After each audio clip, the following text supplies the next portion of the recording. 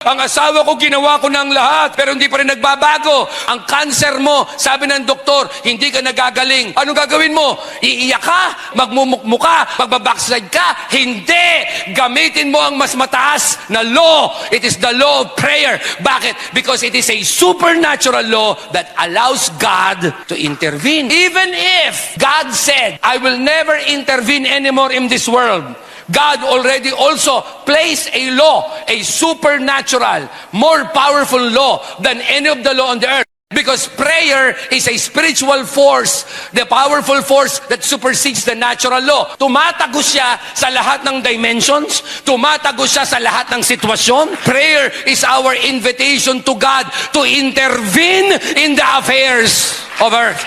Kaya ang prayer, it is a request for Him to work His ways in this world.